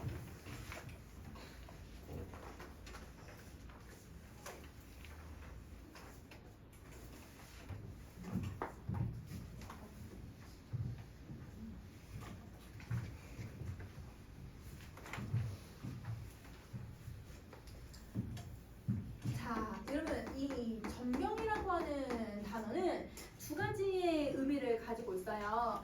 사전적인 의미가 첫 번째는 여러분 점점이 얘들아 이루어진 경치 이런 뜻이거든.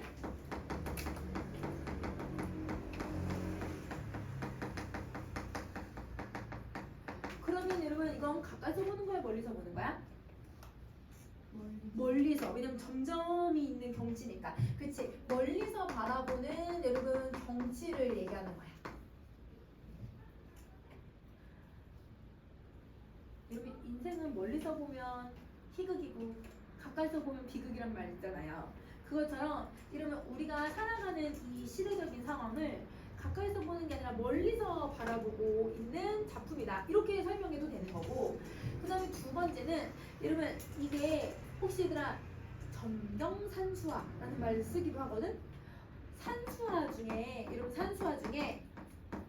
산수화에서 여러분 이 사람, 동물, 따위를 화면에 넣는 거.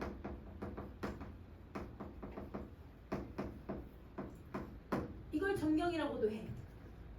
그러면 우리가 일제강점기라고 하는 이 시대 상황에서 여러분 곳곳에다 넣어진 우리 인간들, 즉 조선 사람들이 어떻게 살고 있는지를 얘기하는 소설이구나 이렇게 생각해줘도 되는 거야. 그래서 여러분 우리 조선시대 일제강점기 때 조선 사람들이 어떻게 살고 있는지를 멀리서 바라보겠다. 그런 의미로 봐도 되고 아니면 여러분 이 일제강점기라고 하는 시대 상황에서 이 인간들이 어떻게 살고 있는지를 인간의 삶의 모습을 곳곳에 넣어서 제시해주고 있다. 이렇게 생각해도 되는 거예요. 즉 어떤 의미로 해석을 해도 일제강점기 때 조선인이 살아가는 모습에 대해서 얘기를 하고 있는 작품인 거죠. 자 그럼 한번 가보자. 앞부분 줄거리 한 아이가 경성에 있는 화신백화점 진열장 앞에서 그 안을 기웃거리다가 쫓겨난다. 자 여러분 공간적 배경 나오죠? 경성. 그래서 공간적 배경이 나왔고 자 여러분 이 경성이라고 하는 말에서 우리는 바로 얘들아 뭘 알 수 있냐면 시대적 배경도 알 수 있어. 경성이라고 하는 단어를 쓰는 게 일제강점기잖아요. 개화기 때부터 썼잖아요. 일제강점기랑 개화기 당시라고 하는 시대적 배경도 알 수 있는 거예요. 시대적인 배경도 알 수 있다. 근데 얘들아 뭘 상징하고 있냐면 여러분 이 백화점이라고 하는 단어가 들어가거든?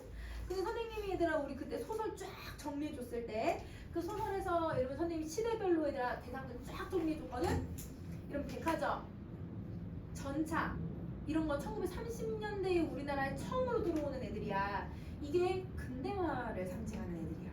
그래서 모든 만물의 물건들을 다 파는 백화점이니까 얘네들은 근대화를 상징하고 있는 모습이다. 그러면 여러분 조선이라고 하는 나라는 근대화가 되면서 계속 바뀌어. 계속 발전하고 있어. 근데 조선 사람들은 어떻게 살고 있냐 이걸 보여주려고 하는 거지.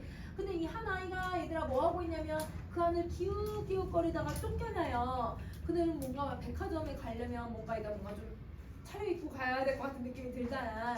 근데 쫓겨나고 있다는 건 얘가 제대로 차려입은 게 아니구나. 이렇게 보면 될 것 같고. 자, 한번 보자. 저건 뭘까? 아이의 눈은 또 쌍꺼풀이 졌다. 과자값들. 아이들의 상큼한 턱 아래에서는 아직 여물지도 않은 거래기 뼈가 몇 번이나 오르락내리락 했다. 이 말은 뭐냐면 얘들아, 우리 턱이 윗뼈가 아니고 아랫뼈가 움직인단 말이야. 그러니까 이거 와 이거 계속 뭐하러 계속 하고 있는 거야. 놀라고 있다는 뜻인 거지. 그래서 여러분 아이가 좀 과자를 보고서 매우 놀라고 있는 모습을 보여주고 있다. 여러분 이 놀라는 이 정서를 여러분 직접적으로 보여줘요? 간접적으로 보여줘요? 간접적. 그렇지. 왜냐면 외형으로 제시했으니까. 그래서 간접적 제시를 쓰고 있는 거야.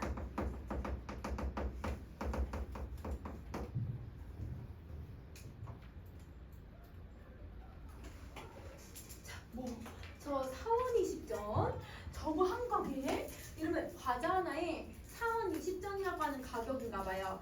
그러면 여러분 저 한 가게 저것 하나에 저 정도라고 이렇게 말하는 뉘앙스에는 아이는 여러분 돈이 없어. 그치? 그래서 과자 사 먹을 돈이 없는 가난한 처지구나. 아이는 멍청하게 서서 지전 넉장하고 10전짜리 구입을 생각을 해봤다. 그럼 여러분 생각만 하고 있다는 건 이거에 돈이 있다는 거야, 없다는 거야? 없어. 이러면 생각만 하고 있는 거야. 그리고 그 돈을 생각해보는 마음은 이내 꿈속같이 생기를 잃은 머리에서 지저분한 여러 가지 추억을 이끌게 만들었다. 그러면 여러분 이 추억은 이 아이가 일제강점기 때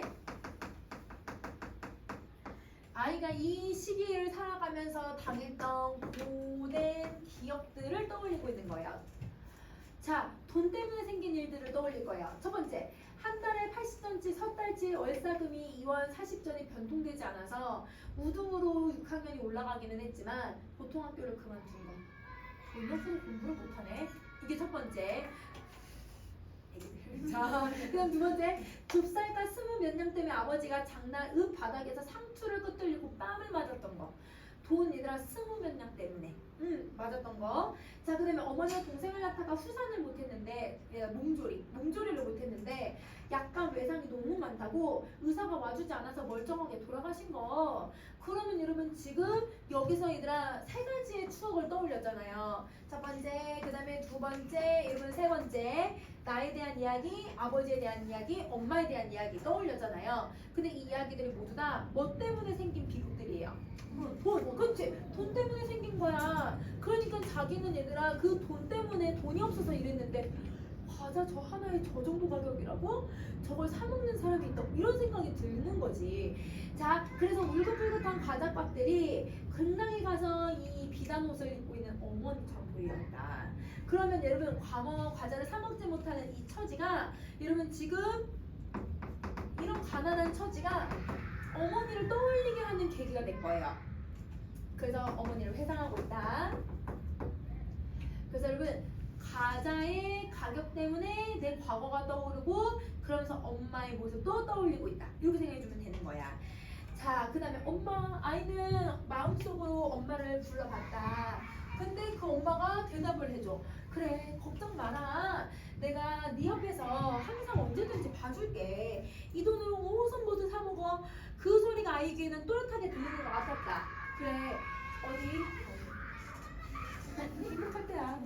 자, 여러분 한번 들어보면 어머니는 간대없고 요란한 전차 소리만 귀에 때린다. 아까 여러분 전차 뭘 상징한다고? 근대말을 상징을 해. 근데 여러분 얘는 우리 지금 모의고사에서 문제 나왔었죠.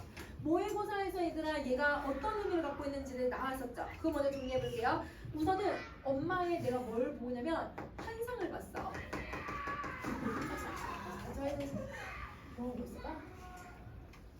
저렇게까지는 저렇게까지 해가지고? 나는 이번에도 진짜 솔직해. 아니 갔나봐. 저기 쟤네 지금 놀이터에서 너무 신나게 놀고 있네.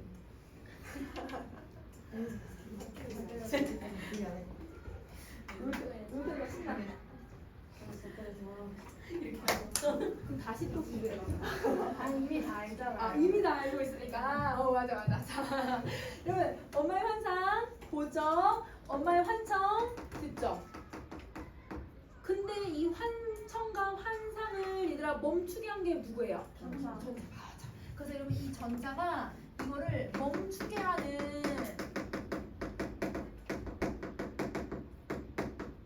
대상이라고 생각을 해주면 돼. 엄마의 그리움과 엄마의 환상을 이러면 멈추게 만들고 다시 현실로 돌아올 수 있게 해주는 애가 전차라고 생각하시면 돼요. 아이는 저도 몰라도 남보기에 한편 약간 다리를 저었다. 그건 발목을 삔 때문이 아니라 힘이 붙인 먼 길을 여러 날 계속해서 걸어서 발바닥이 부어버렸기 때문이다. 그러면 여러분 이 아이는 여기가 원래 사는 곳이 아닌가 봐. 먼 곳에서 왔다고 했으니까. 그래서 여러분 이게 아이가 경험해야 하는 고달픈 상황을 얘기하는 거죠. 자, 아이는 여러분 항상 한자 나오면 한자 선생님 순서 잘 모르면 순서 바꿔보라고 했어. 향방이 뭐야?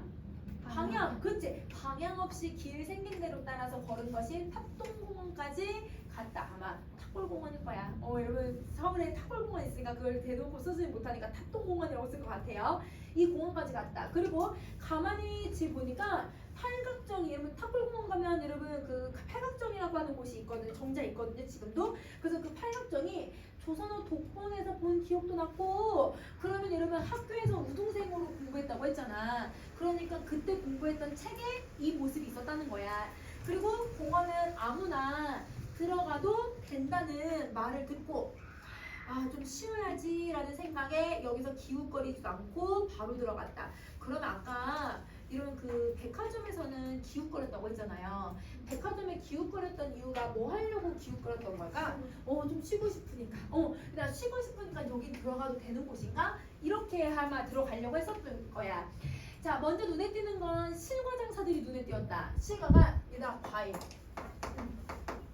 과일 장사들. 광주리마다 색에 따서 과분이 뽀얀 포도와 얘들아 그 과일들의 하얀 색깔 그 설탕처럼 올라와 있는 애들이 잘 익은 애들이잖아요.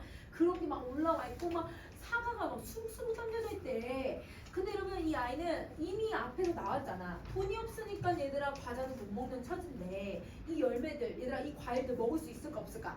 없어. 그치 먹을 수 없는 상태인 거야. 아이는 저거 하나 먹어봤으면 이라고 하는 욕심도 내질 못해요. 왜? 어차피 그림의 떡이거든요. 그러니까 얘들아 욕심도 낼 수 없는 처지에 오히려 얘들아 비극성이 더 커지지. 오죽 얘들아 가난한 게 너무 지속됐으면 먹고 싶은 생각을 저 어린 나이에도 못할까. 저게 그림 아닌가? 자연적인 무인 게 아닐까? 의심부터 했다. 그리고 웬 양복한 사람이 그 옆에 돌아서서 기다랗게 껍질을 늘어뜨리면서 사과를 벗기는 것과 그 밑에 자기보다 더 헐벗은 아이가 손을 벌리고 서서 그 껍질을 얼른 떨어지기를 그리고 그 땅에 떨어지기 전에 받으려고 누군가 입을 뾰족하게 하고 서 있는 것을 보고야 모두가 꿈도 그림도 진열창이 아니라는 걸 내가 알게 되었다. 이건 현실이구나. 너무 가난해서 얘들아 언제 떨어지나 이러고 보고 있다는 거야. 그 벌벗은 아이하고 양복 한 사람은 이러면 부와 빈의 모습이 너무가 대조가 되죠. 그 대조가 되는 게 바로 여러분 상황이 비극성으로 더 만들어지고 있다고 생각해주면 돼.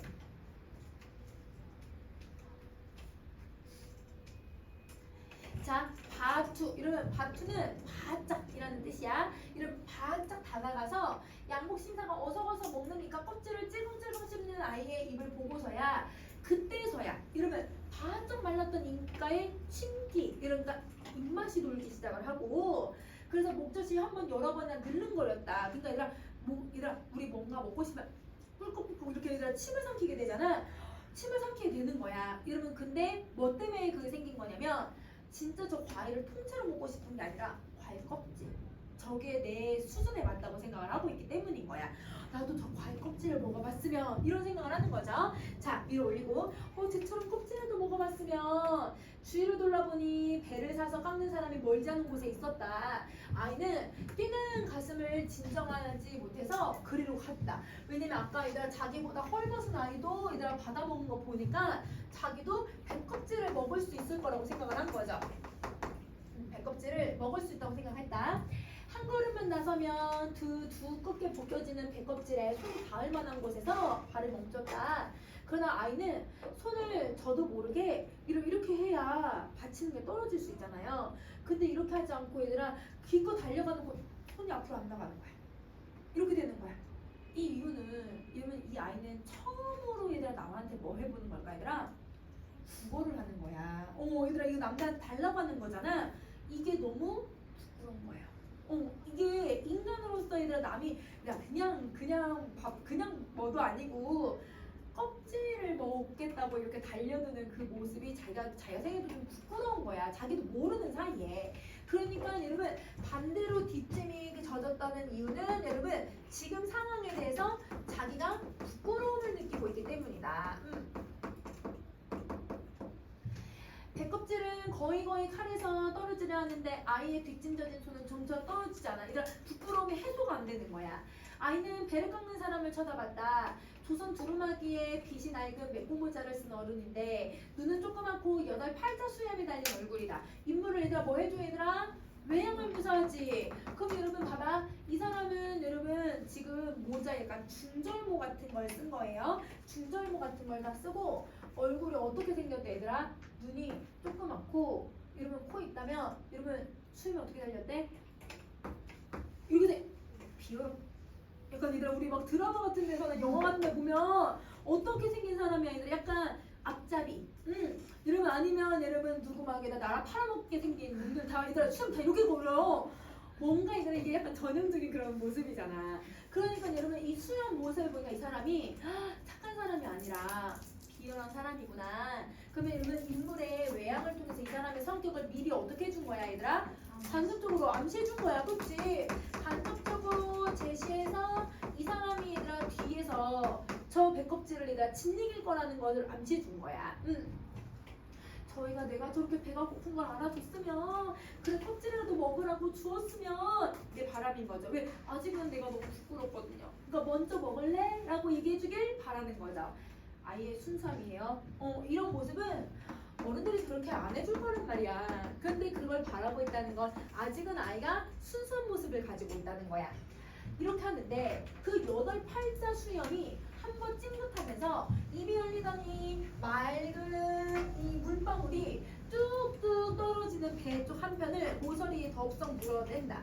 아이는 깜짝 놀라서 그 사람의 발 앞을 내려다본다. 근데 여러분 이 사람이 먹는 거 원래 이거 자기 거니까 자기가 먹어도 돼요. 근데 어떻게 먹는지 보세요. 여러분 혹시 어렸을 때 형제들 많으면 여러분 그 먹는 거 갖고 안 싸워봤어? 우리는 먹는 거 갖고 엄청 많이 싸워가지고 우리 형제들이 많아가지고 그래서 만약에 먹는 게 저기 맛있는 반찬이 하나 남았어. 딱 하나. 근데 탁 잡아.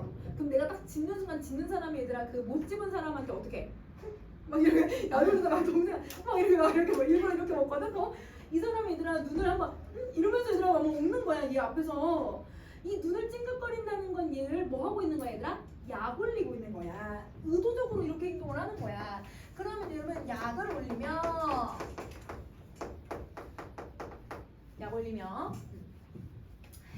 그래서 아이는 왜 깜짝 놀랐냐면 저런 소리를 질렀는데 두껍게 벗겨진 배껍질이 그새 흙에 떨어졌을 뿐만 아니라 그 사람은 넓적한 구두발로 그걸 짓이겨버렸고 작은 두 눈을 헷갈거리며 욕을 말하고 섰어? 라고 하듯이 멸시를 아이에게 던지는 것이었다. 근데 이 아이가 순수하더라도 아이가 뭐 해 얘들아?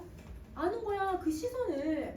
그래서 아이는 얼굴이 화끈거려서 왜? 자기는 부끄러워가지고 손을 못 내밀었는데 이 아이가 부끄러워하고 있다는 걸 이 어른은 안 거예요.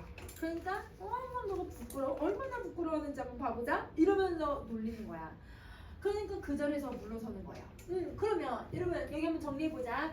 여러분 이 사람은 어떤 사람이 이기적이죠. 물론 자기가 사랑하는 얘들아 과일이지만 굳이 앞에 있는 사람을 얘들아 약 올리면서 먹을 필요는 없잖아. 그치? 그래서 이기적인 메꾸모자를 쓴 어른이고 이 어른은 아이가 뭐 하기 힘든 사람이면 이해하기 힘든 사람이죠. 왜지? 아이는 낙엽이 떨어지는 백양나무 밑으로 가서 생각해봤지만 암만 해도 모를 까닭이 없다. 이러면 그럼 우리 빈칸 다 넣었을까? 네. 오케이. 자, 그럼 다음 페이지 가세요.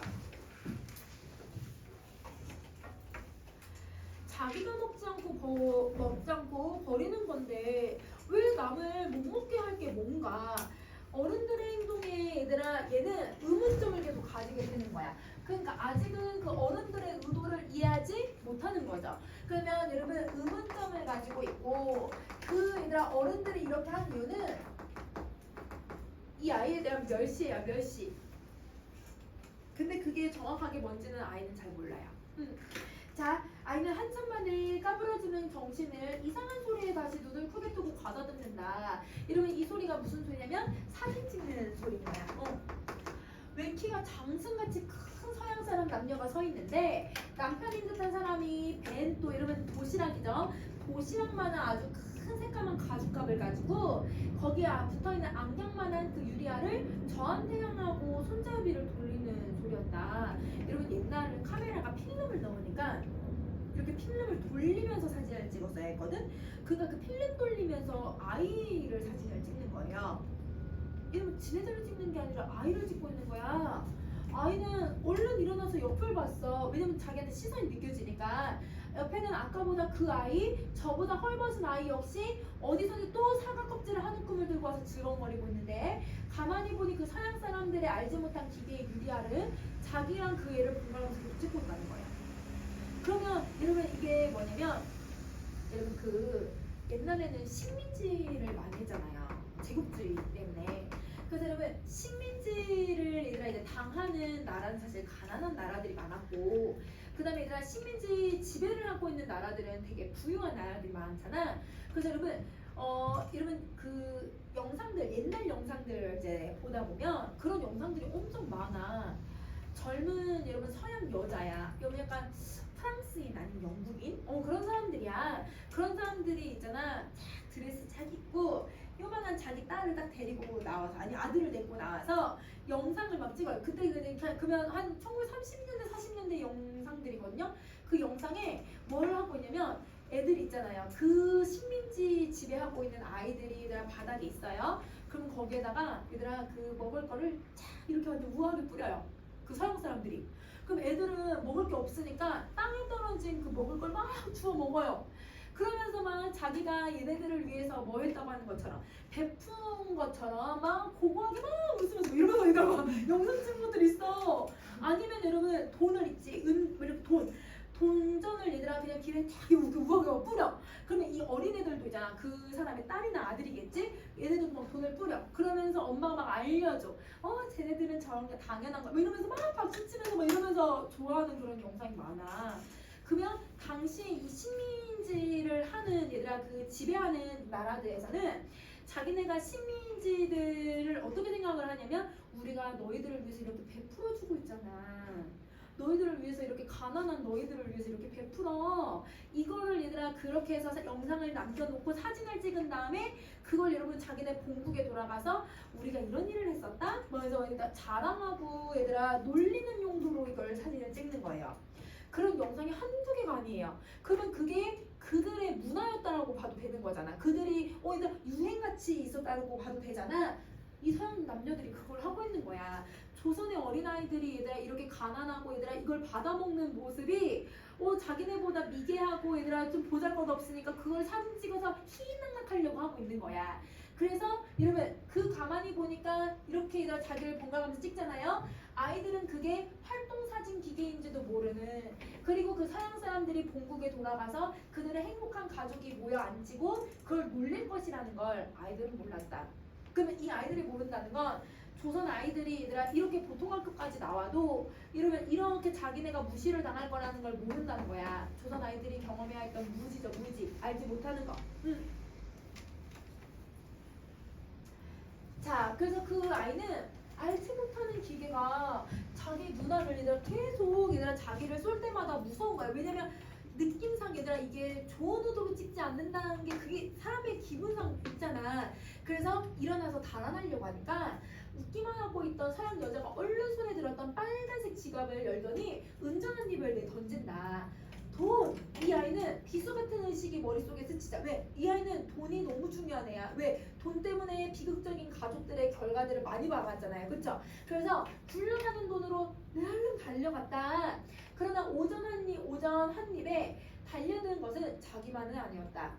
그 사과 껍질을 먹고 있던 아이는 물론 웬 시퍼렇게 생긴 어른도 하나 달려들었고 그 어른의 직가답이 여러분 군화예요. 군화를 신은 바는 그 누구보다도 먼저 백동전을 물로 덮쳤다. 이러면 당연히 어린애들하고 어른이 뛰면 누가 더 빨라? 어른이 더 빠를 수밖에 없잖아. 그 어른이 발을 탁 잡아버린 거야, 이 돈을. 두 아이는 힐끔해서 원망스럽게 그를 쳐다봤다. 쳐다보니 돈을 밟은 직가답이 발의 임자는 의외로 돈을 얼른 잡으려고 하지 않고 그냥 기계만 틀고 있는 서양 사람들을 금세 달려들 것처럼 멱살이나 잡을 듯이 부르뜬 눈을 노려보고 있었던 것이었다. 그러니까 서양 사람 부부는 그때서야 이제 비계를 아는 채 돌아서서 다른 데로 가버렸고 이 사람은 그제서야 돈을 잡더니 무엇하고 중얼거리면서 한쪽 길로 보이지 않게 돌팔매질을 해버렸다. 그러니까 던져버렸다는 거죠, 돈을. 그리고 흘긴 눈으로 두 아이와 모여 선 사람들을 돌아보더니 어청 가버렸다. 그럼 이러면 뭘 의미하고 있는지 보자. 이러면 서양 여자가 던진 이러면 이 은전한 입을 보고 사람들이 달려들기 시작하죠. 오죽 여러분 조선 사람들이 돈에 궁했으면 이 동전 한 입에 얘들아 자기네가 아니라 원숭이가 되는 거 구경거리가 되는 건지도 모르고 달려들기 시작을 하는 거야. 자, 근데 그거를 여러분 그 직가다비를 신은 사람이 어떻게 했냐면 자기가 가지지도 않을 돈을 남도 못 갖게 던져버리는 어른의 모습이 나왔어. 그 어른의 모습을 나는 당연히 또 이해하지 못해요. 근데 이 어른의 의도는 뭐냐면 은전 한 입을 던지고 그것을 주는 아이들을 찍는 서양 사람들에 대한 감히 어디서 조선 사람들을 이런 식으로 대우해? 니네가 뭔데 사람을 이렇게 대우해? 이런 거에 대한 저항의 행동이야. 그러면 여러분 두 번째 어른은 여러분 그래도 이런 인식을 갖고 있는 어른인 거지, 그치? 근데 아이들의 눈에는 저 돈 아깝게 왜 버려? 이렇게 생각이 드는 거죠. 자, 그래서 웬일일까? 그 웬 사람인데 친사가 마음이 왜 저럴까? 아이는 아무것도 모를 일이었다. 자기가 가지지 않으면서도 남도 못 갖게 하는 것이 아이로서는 이해할 수 없는 것이었다. 그러면 여러분 이 글은 이렇게 이기적인 어른들과 순수한 아이를 얘들아 뭐 하면서 얘들아 주제를 드러내? 대조, 대비, 그치? 자, 그럼 여러분 시점은 나라는 말이 나오진 않아요. 그러면 여러분 3인칭 시점이 나와야 되는데 여러분 인물의 심리 다 알아요, 몰라요? 알아요. 여러분 전부 내 마음이 어떤지 내 마음을 따옴표, 작은 따옴표로도 설명해줬잖아? 그치? 작은 따옴표가 나온다는 건 그 마음을 알고 있다는 뜻이야, 얘들아. 그래서 여러분 3인칭 전지적 잠깐 시점이야. 자, 여러분 그리고 더더구나 얘들아 아까 활동사진 이러면 사진을 이 사람들이 서양 남녀가 왜 찍는지에 대한 의도도 다 설명해줬잖아. 사건에 대해서 다 아니까 설명해준 거야. 자, 근데 여러분 직가다비 군화를 신는 사람의 마음 설명해줘야 안 해줘요? 안 해주죠? 여러분 아까 그 더 헐벗은 아이의 모습을 더 설명해줘야 안 해줘요? 안 해주죠? 여러분 아까 그 배껍질 두껍게 끈 메꾸모자 쓴 사람 심리 나와요 안 나와요? 안 나오죠? 오롯이 여러분 심리가 누구밖에 안 나왔어? 하나밖에 안 나왔지? 이 아이에 대해서 말 이건 여러분 특정 인물에게만 시점을 맞춰서 쓰고 있네. 그래서 여러분 특정 인물의 심리에 뭘 해버리냐면 초점을 맞춰서 서술을 하는 거죠.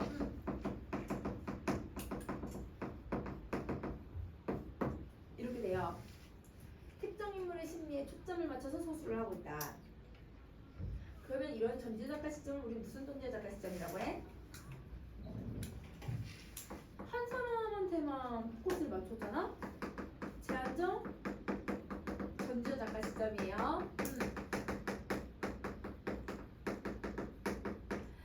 이러면 우리 지금 모의고사에서는 제한적 전지작가 시점이란 말을 쓰진 않았어.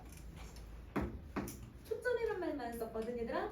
그러면 이러면 이렇게 한 인물에게만 제한적으로 전지작가 시점을 쓰고 있다는 거야. 그러면 이 글의 초점화자가 누구예요? 안 끝났어 얘들아. 자, 초점화자가 누구예요? 아이예요. 그래서 여기에 초점을 맞추고 있다. 이렇게 정리해주면 될 것 같아. 자, 그러면 여러분 3월 모의고사 여기까지 이렇게 정리해주면 돼요. 알겠죠? 다음 주까지 꼭 보세요.